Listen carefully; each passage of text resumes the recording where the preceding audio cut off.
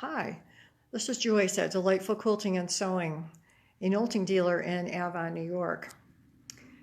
Well, sometimes you get quilts in that are, let me say, less than perfect. This is one of those. And as you know, every quilt has a story. And you can see here that some of this is a little bit wonky here, even though it's on the frame as square as I can make it.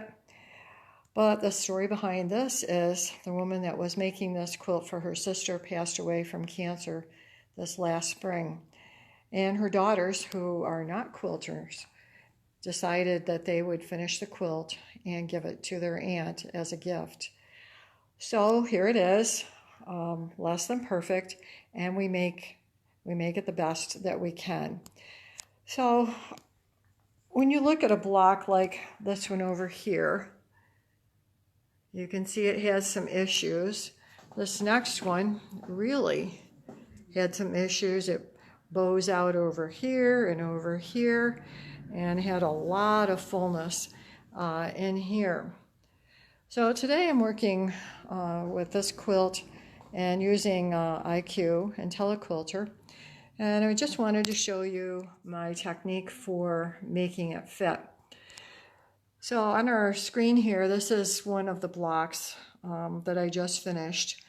And I went around the outside of it, created the block shape right there, and you can see it has some issues. So this is after I've finished stitching it. So when I brought that pattern in, it definitely did not fit like that.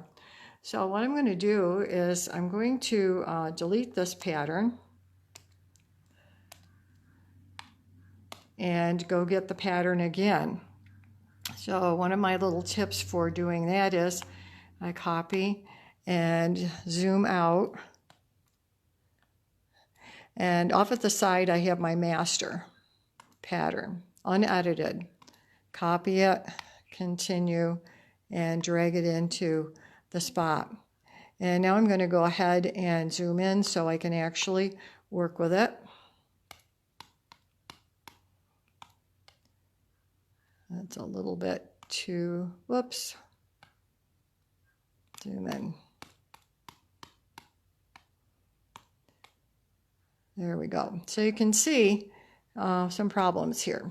And I'm going to bring the pattern up into the center point on the block. It sticks out all over the place, uneven in many places. So the first thing that I do in something like this is I go to the double arrows here, and I'm on the Modify Pattern screen. Go to the double arrows, go to Distort, down here, tap on Distort right there, and that gives me handles around the outside. And so at this point I'm going to move my block corners, move the handles into the corner of the block where I outlined the block, and the pink is the outline around the block right there. And you can see it's better, but you know, it's still far from perfect. So the other little trick I use is this button called Shape Shift, and I have my 1/4 inch grid on here as well, and I'm going to go up here and grab this. So Shape Shift has a circle of influence. You can see it here in the middle in blue. I'm going to bring that up here, and I'm going to bring my pattern in about 1/4 inch all the way around here. And I've already stitched this out, so this is just to illustrate here for you. I'm bringing all of my corners in a little bit, and then I'll deal with these parts right here. Put my circle of influence there. Bring it up about 1/4 inch. Same thing over here. Right there. Over the top. Bring it down and over here. And again, as with any computer system, when it looks like what you want to quilt, then you can say good, and you can go and stitch it out.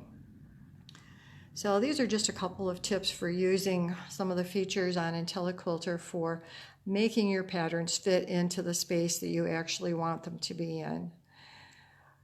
If you want to learn more about IntelliQuilter, if you have IntelliQuilter, I'm going to be teaching a one-day workshop on November 10th in Iowa, sponsored by Knowlting. And if you want more information on that, go to the Knowlting website, bring it up. There's a flyer there with information on that. So quilts are not always square, and even when they're sewn as precisely as they can be, you still end up with places where they're not perfect. And so these have been some of the features in IntelliQuilter that enable me to get the patterns into the space that I want it to be in, and keeping a nice margin around the outside of the pattern along the edge of the block. So I wish you well this week. Have a good week quilting, and I'll see you next time.